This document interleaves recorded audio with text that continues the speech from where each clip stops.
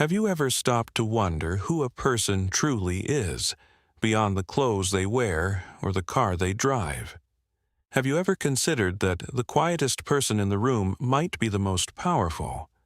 That the one who seems most ordinary might be carrying the weight of a nation on their shoulders?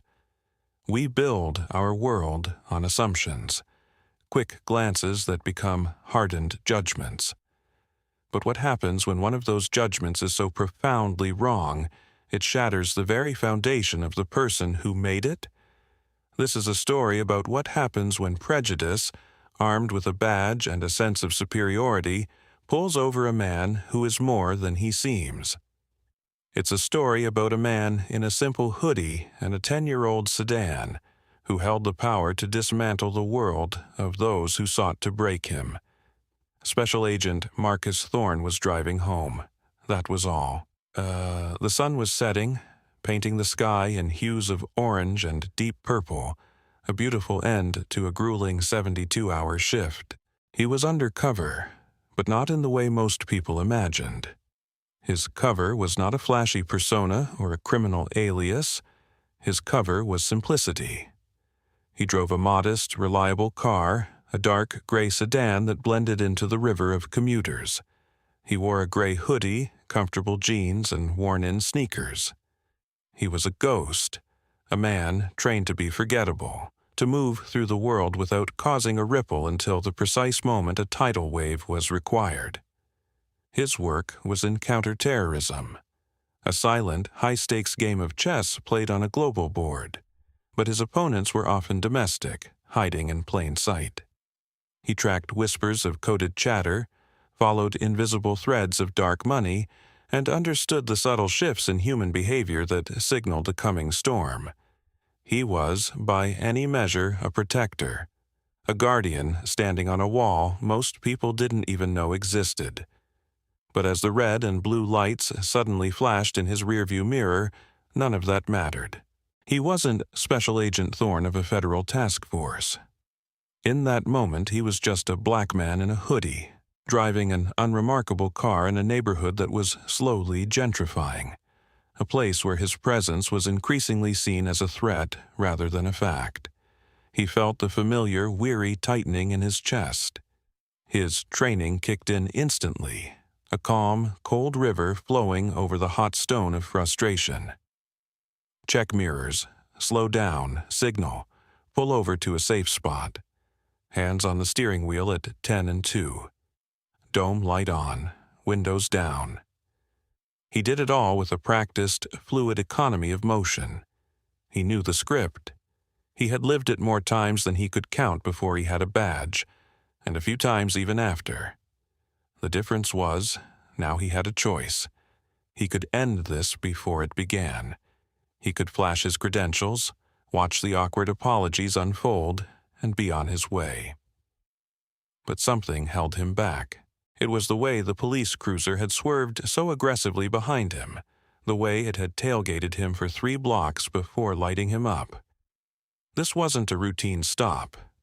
This felt predatory. He needed to see it through. He needed to understand. 2 officers emerged from the cruiser. The driver, a white man in his late 30s with a thick neck and a buzz cut, swaggered toward the driver's side. His name tag read Miller. The other, younger and leaner, hung back by the passenger side, his hand resting on his holstered weapon. Miller's face was a mask of bored contempt. He leaned down, his flashlight beam cutting a sharp, invasive path across Marcus's face, into his eyes, then around the Spartan interior of his car. The beam lingered on an empty water bottle on the passenger seat, as if it were contraband. "Evening," Miller said, his voice laced with a condescending drawl. "You in a hurry tonight?" Marcus kept his eyes forward, his hands locked on the wheel. "No, officer, I was driving the speed limit." "License and registration," Miller grunted, not as a request, but as a barked order. Marcus's training screamed at him. Every fiber of his being, honed by years of navigating life-or-death situations, told him to de-escalate, to comply, to be small. But the man in him, the citizen, the human being who had just spent 3 days protecting the very freedoms these officers were supposed to uphold, bristled. He made a calculated decision. He would follow the procedure, but he would not shrink. "They are in the glove compartment, officer," Marcus said, his voice even and low. "I am going to reach for them now. My right hand is leaving the wheel." He narrated his every move, a habit from his professional life that now served a different purpose. Miller just smirked, a cruel little twist of his lips. "You do that real slow." Marcus moved with deliberate slowness, his fingers retrieving the documents. He passed them out the window. Miller snatched them, his eyes barely glancing at the name before his flashlight was back on Marcus's face. "Marcus Thorne," he read aloud, mispronouncing the last name with intentional carelessness. "What are you doing in this part of town, Marcus?" The question was the first clear-cut sign. It wasn't about a traffic violation, it was about his presence. "I'm driving home, officer," Marcus replied, his patience fraying at the edges. Miller chuckled, a dry, humorless sound. He walked back to his partner, leaving Marcus in a state of suspended animation. The two of them murmured, their heads close together. The younger officer, Davis, looked nervous, glancing back and forth between Miller and Marcus's car. Miller, however, looked emboldened. He was building a narrative in his head, a story he'd told himself 100 times before. A story that always ended with him in control. He walked back to the car, the documents still in his hand. He slapped them against the roof of the sedan. "Step out of the car, please," he said. The words were polite, but the tone was a steel trap. "Officer, for what reason?" Marcus asked, his voice still steady, but now with a sharp edge of inquiry. He was no longer just a citizen, he was an agent of the law questioning an improper procedure. "Because I told you to," Miller snapped, his facade of professionalism vanishing. "Now get out of the car before I pull you out." Marcus took a slow, deep breath. He had given them the chance to be professionals. He had followed the script. Now they were tearing it up. He made another calculation. He would comply, but he would record every detail, every word, every microaggression. This was no longer just a traffic stop. It was evidence. He unlocked the door and stepped out, his hands raised slightly to show they were empty. The air was cool, and the sound of rush-hour traffic filled the space, 1,000 anonymous witnesses to the drama unfolding on the shoulder of the highway. Miller immediately moved in, crowding him, using his physical size to intimidate. "Put your hands on the hood of the car," he commanded. Marcus turned and complied, the cold metal a shock against his palms. He could feel Miller's breath on his neck. "Whose car is this?" Miller asked, his voice low and accusatory. "It's mine. It's registered in my name. You have the papers right there," Marcus said, his voice tight. "You look nervous, Marcus," Miller sneered, patting him down roughly, his hands lingering, searching for a reason to escalate. "Got something to be nervous about? Something in the car I should know about? Maybe something under the seat?" The questions were a performance, designed to justify the harassment. Marcus remained silent. Anything he said would be twisted. His silence seemed to enrage Miller further.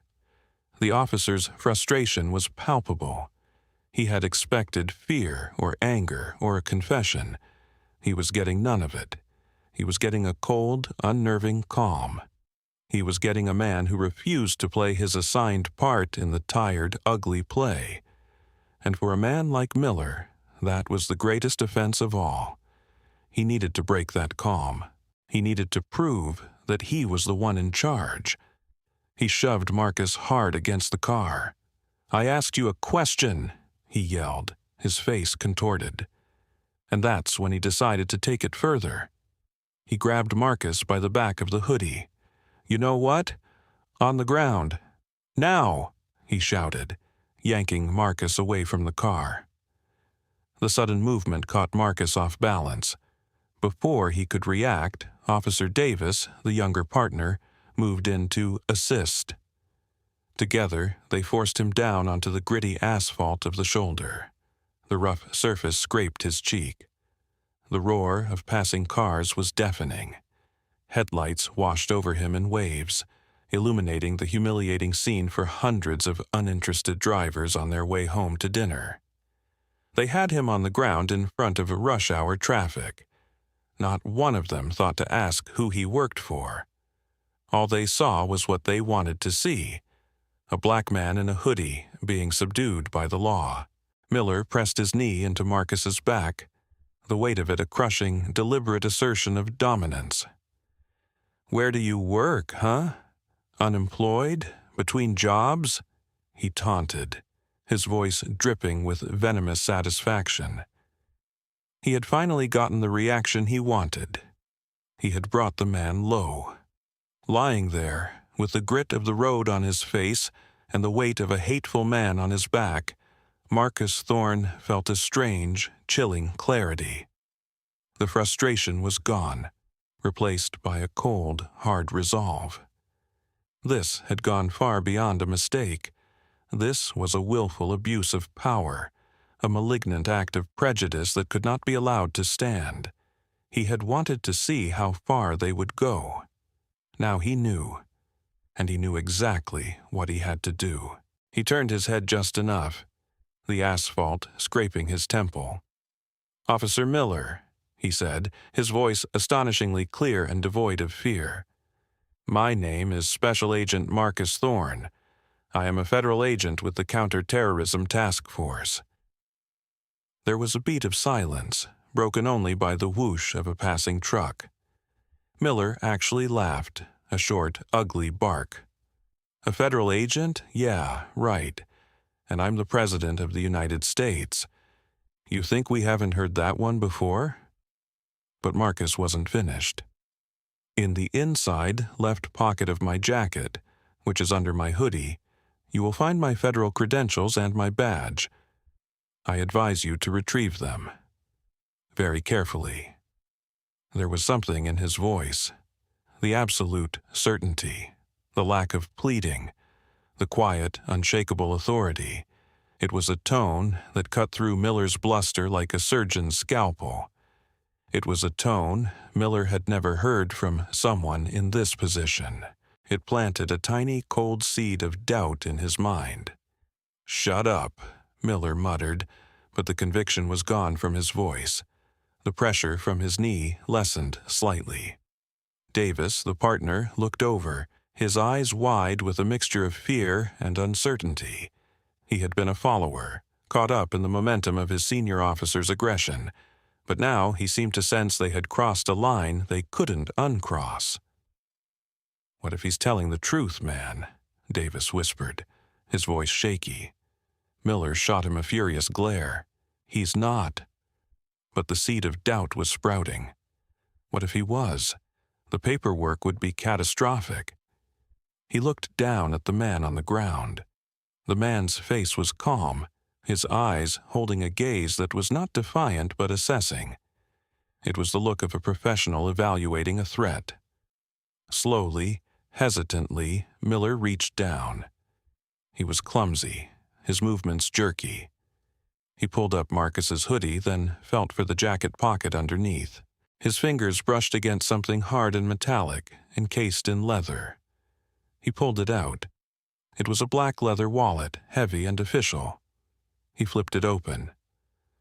The first thing he saw was the gleaming, gold-plated badge of a federal agency he only ever saw in movies. Above it, under a protected laminate, was an identification card. A photograph of Marcus Thorne, not in a hoodie but in a suit and tie, his expression serious and professional. The card listed his name, his title, and the words that made Miller's blood run cold. United States Department of Justice. Miller froze. The sounds of the highway seemed to fade into a dull roar.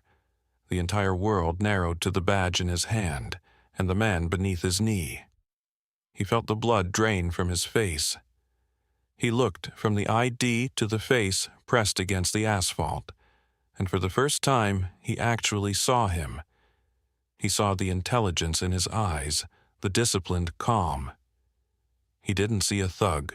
He saw a man who held a level of authority that he couldn't even comprehend. He scrambled off Marcus's back as if he'd been burned. "Oh my God," he breathed, the words barely a whisper. Davis, seeing the look on his partner's face, took a step back, his own face turning pale. The power dynamic on that dusty roadside had not just shifted. It had inverted with the force of a seismic event. Miller stood there, the federal credentials clutched in his trembling hand, his mind refusing to process the magnitude of his mistake. He was a bully who had just tried to rough up a lion, mistaking it for a stray dog. "Agent Thorne," he stammered, the name that he had spat out with such disdain now sounding like a prayer on his lips. There was a report of a vehicle matching this description." The lies were pathetic, transparent, and they crumbled into dust as soon as they left his mouth. Marcus pushed himself up slowly, first to his knees, then to his feet. He was methodical, brushing the grit from his hands and the side of his face. He didn't look at Miller. He didn't look at Davis. He simply stood there, a towering figure of silent judgment in the flashing blue and red lights. The air crackled with a new kind of tension. It was no longer the tension of a potential street confrontation. It was the heavy, suffocating tension of a career, and perhaps a whole precinct imploding. Marcus finally turned his head and looked at Miller, his eyes cold and hard as polished stone. He held out his hand. "My credentials." His voice was flat, devoid of any emotion. It was terrifying. Miller practically threw the wallet back into his hand, as if it were radioactive. "Sir, Agent Thorne, listen, this was a misunderstanding. A terrible misunderstanding. We can just forget this ever happened," Miller pleaded, his swagger completely gone, replaced by a desperate, whining fear. He was no longer a gatekeeper, he was a beggar at the gate. Marcus gave a small, almost imperceptible shake of his head. He pulled his phone from his pocket. The screen illuminated his face, making his expression seem even more severe. "Get your supervisor out here," he said, his voice low but carrying with absolute command. "Now." Miller fumbled for his radio, his hand shaking so badly he could barely key the microphone. "Dispatch, I need a supervisor at my location, non-emergency," he said, then corrected himself, his voice cracking. "No, make that an urgent response." While Miller was radioing for help that would not save him, Marcus scrolled through his contacts. He bypassed the main switchboard numbers, the general office lines. He went straight to the top. He pressed a name saved under a single, imposing initial. R. The phone rang twice before a woman's voice, crisp and alert, answered. "Rostova." There was no greeting, no preamble. It was the voice of someone for whom time was a currency not to be wasted. "Director, it's Thorne," Marcus said, his voice steady. He turned his back to the two officers, giving them a small measure of privacy for the conversation that would seal their fate. "Marcus, are you all right? You're not scheduled to check in," she said, a note of concern entering her voice. She knew her agents. A call like this, at this hour, meant something was wrong. "I'm fine, Director, but I've been detained by local law enforcement during a traffic stop," he stated, the facts laid out like pieces on a chessboard. "Detained? Or arrested?" she asked, her voice sharpening. "I was forcibly removed from my vehicle and placed on the ground, Director. They had me on my stomach on the shoulder of the interstate." On the other end of the line, in a sterile, glass-walled office overlooking the nighttime sprawl of Washington, D.C., Director Eva Rostova went still. She was in the middle of a late-night briefing with 2 other department heads, but they ceased to exist. She stood up from the massive conference table and walked to the window, her back to the room.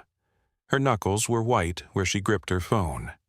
Eva Rostova was a woman who had risen through the ranks of federal law enforcement on a reputation for being brilliant, ruthless, and fiercely protective of her people. Her agents were her instruments, but they were also her responsibility. They operated in the shadows, often without backup, and their greatest protection was the absolute, unshakable power of the institution they represented. An insult to one of her agents was an insult to the entire agency, to the Department of Justice, to her personally, and she did not suffer insults. "Give me their names and their department, Marcus," she said, her voice dropping to a low, dangerous tone. "Officer Miller, badge number 714. His partner is Officer Davis, Westbrook, PD." Marcus relayed the information calmly. He could hear the faint sound of typing on her end.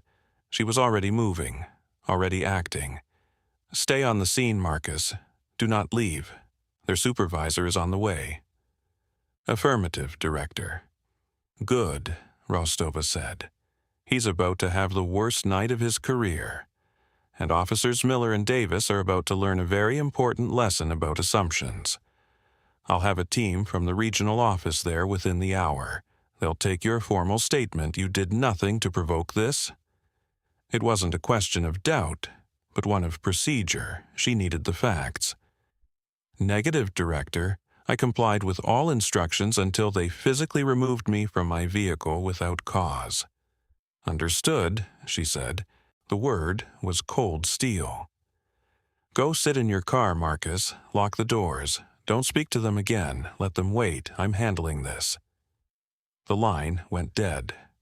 Marcus lowered his phone and turned around.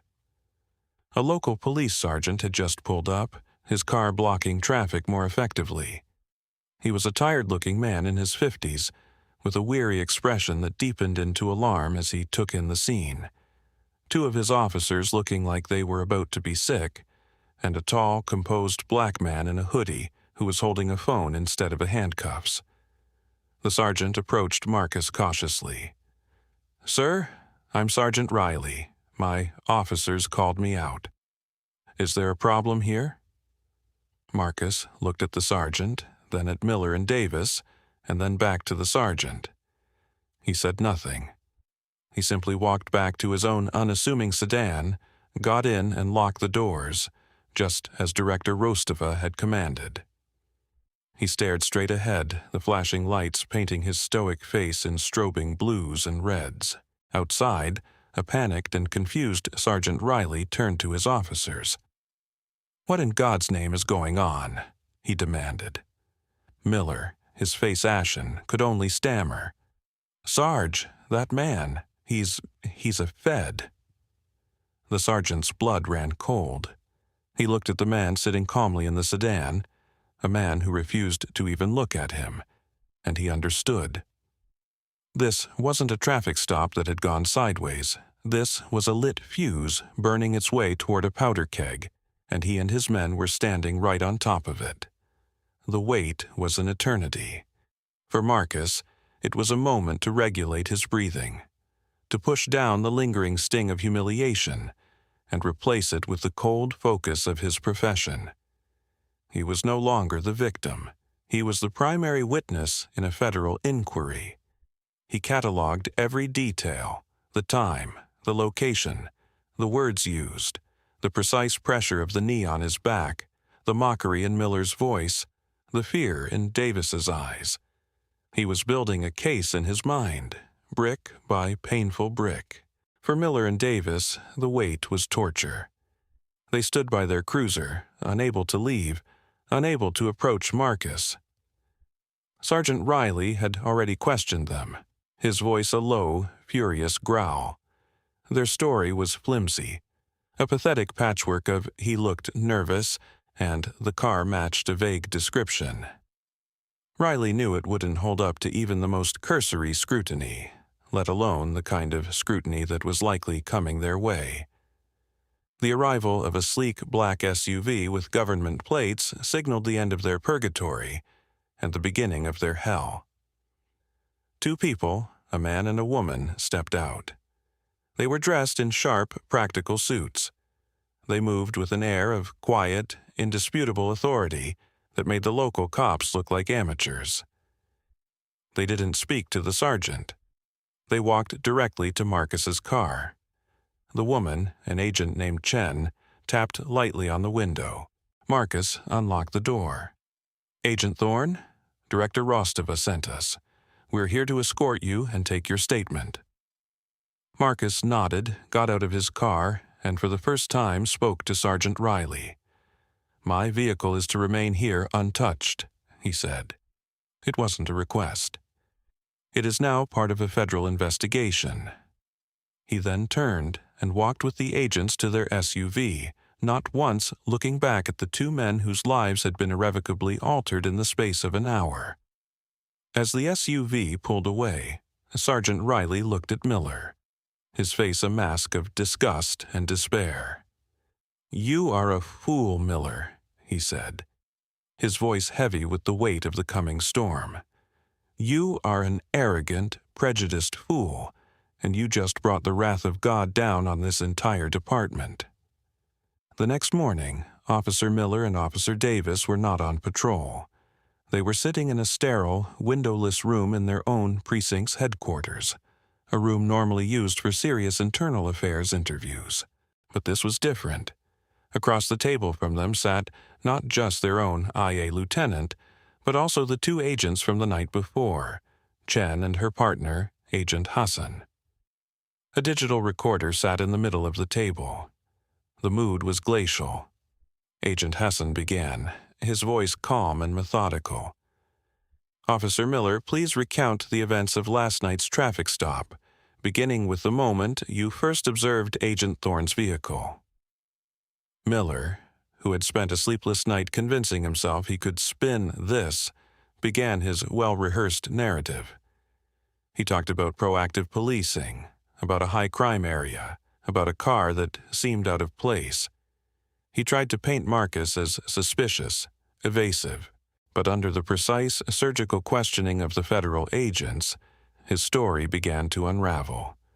"You stated his vehicle matched the description of one involved in a robbery," Agent Chen said, looking down at a file. "We have the bolo from last night. It was for a blue pickup truck. Agent Thorne drives a gray sedan. Can you explain that discrepancy?" Miller stammered. It was dark. The color looked similar under the streetlights." "And you said he seemed nervous?" Hassan continued, his tone unchanging. "What specific behaviors did you interpret as nervous?" "He wouldn't make eye contact. His hands were tight on the wheel." "Agent Thorne is trained in situational awareness and de-escalation," Chen cut in, her voice sharp. "His hands were at 10 and 2, as recommended for all traffic stops. He was looking forward, avoiding any action that could be misinterpreted as aggressive." "Are you not trained to recognize compliance, officer?" The questions kept coming, each one dismantling a piece of Miller's defense. They brought up his service record, which included 3 prior complaints of excessive force and 4 of verbal abuse, all dismissed at the precinct level. A pattern was emerging. Then they turned to Davis. The younger officer, seeing his career flashing before his eyes, chose a different path. He chose the truth. "It was Miller," he said, his voice cracking. "He decided to pull him over before we even ran the plates. He said, let's go shake this guy down. There was no reason for the stop. I went along with it." He recounted the taunts, the shove, the decision to pull Marcus from the car. He admitted there was no probable cause, no justification for any of it. He looked at Miller with a mixture of fear and resentment. Miller stared at him, his face pale with betrayal, but he said nothing. He was finished. The final nail in the coffin was the body cam footage. The agents played it on a laptop. The video was clear. The audio was clearer. It captured every sneer, every condescending question, every lie. It showed the moment Miller decided to escalate, the shove, the takedown. And it captured the profound, damning silence before Miller asked a single question about who Marcus was or what he did for a living. It was a complete, unassailable record of prejudice in action. When the video ended, Agent Chen closed the laptop. She looked at the IA lieutenant, who looked like he wanted to be anywhere else on Earth. "Our report will be on the Attorney General's desk by noon," she said. "Director Rostova's office will be in touch with your chief of police to schedule a meeting. You are to have no further contact with Agent Thorne. Your department's access to federal databases and joint task forces is suspended, effective immediately, pending a full review." The words hung in the air, each one a hammer blow. Miller wasn't just losing his job. He had single-handedly isolated his entire department from the federal law enforcement community. He had made them pariahs. He had become a liability of catastrophic proportions. The meeting with the chief of police was not a negotiation. It was a sentencing. Director Eva Rostova flew in personally. She sat across a polished mahogany table from the portly, sweating chief, a man named Henderson, who had run his department like a small-town fiefdom for over a decade. Marcus was there, seated to Rostova's right. He was back in a perfectly tailored suit, his expression unreadable. He was no longer the man on the pavement. He was the living embodiment of the institution Henderson's officer had insulted. "Chief Henderson," Rostova began, her voice calm but resonating with absolute power. "We are not here to discuss a simple complaint. We are here to discuss a systemic failure. One of your officers, Officer Miller, saw a black man in a hoodie and decided he was a criminal. He did not see a citizen. He did not see a man driving home. He certainly did not see one of my top federal agents, a man who has risked his life for this country more times than Officer Miller has written traffic tickets." She paused, letting the weight of her words settle in the silent room. "This isn't about one bad apple, Chief. A bad apple is a random occurrence. What your officer displayed was a symptom of a sickness, a culture of impunity, a belief that the badge grants the power to dehumanize, to degrade, based on something as meaningless as skin color or clothing."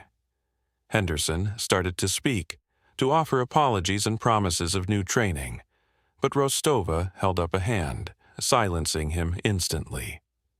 "Training is meaningless without accountability," she said, her eyes like chips of ice. "Officer Miller's employment with your department will be terminated, effective today. His partner, Officer Davis, will be suspended without pay for 6 months, and his first year back will be on probationary desk duty. He will also be required to testify in the federal investigation we are opening into your department's patterns and practices." The chief's face went white. A DOJ patterns and practices investigation was the nuclear option. It meant federal oversight, a consent decree, years of mandated reforms that would gut his authority and expose every dark corner of his department to the light. "Director, that's incredibly severe," he stammered. "Is it?" Rostova shot back, leaning forward. "My agent was on the ground, in front of traffic with a knee in his back. He was humiliated and assaulted by men who swore an oath to protect and serve. He is one of the most disciplined men I know. What if he hadn't been? What if it had been an ordinary citizen, without Agent Thorne's training and composure? What if it had been a young man who got scared or angry and reacted? Would he be alive today, Chief? Severity is relative. I find it incredibly severe that my agents have to worry about being attacked by local police when they are off duty. That is a threat I will not tolerate." She stood up, a clear signal that the meeting was over. "We are not asking. Chief, we are informing you. The Department of Justice will be in contact. You would be wise to cooperate fully." She turned to Marcus. "Let's go, Agent Thorne. We have work to do." They walked out of the room, leaving Chief Henderson sitting alone at his large, empty table, the architect of a broken department, brought down not by a master criminal, but by the quiet, resolute dignity of a single man his officers had failed to see. The victory was not loud or triumphant. It was quiet and somber. In the car on the way to the airport, Rostova turned to Marcus. "Are you all right?" she asked again, but this time it was a different question. It wasn't about his physical safety. It was about the man himself. "I'm fine, Director," he said, looking out the window. "It just wears on you." "I know," she said softly. "But you have to understand what you did, Marcus. This wasn't just about you. You exposed a rot that was poisoning an entire community. You forced a change that will protect countless others who don't have a badge to show, who don't have me to call. You took the poison and you turned it into medicine. That's a rare kind of strength." He nodded, absorbing her words. He thought about the sneer on Miller's face, the feeling of the asphalt on his cheek. He had won. Justice, in this rare instance, had been swift and absolute. But the memory remained, a scar that wouldn't fade. Later that week, he was back at work, immersed in the silent world of data streams and encrypted communications. He put on his hoodie, got into his unremarkable gray sedan, and drove home. As he pulled up to a red light, he caught his reflection in the rearview mirror. He saw the same man. Quiet, unassuming, forgettable.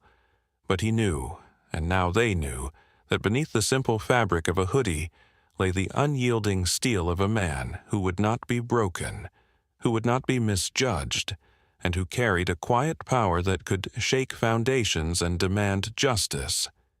He was a guardian, not just for his country, but for the very idea that a person's worth is not defined by what you see, but by the character you cannot. So, I ask you again, who is the person you pass on the street every day without a second glance? Who is the person you judge based on their car, their clothes, or the color of their skin?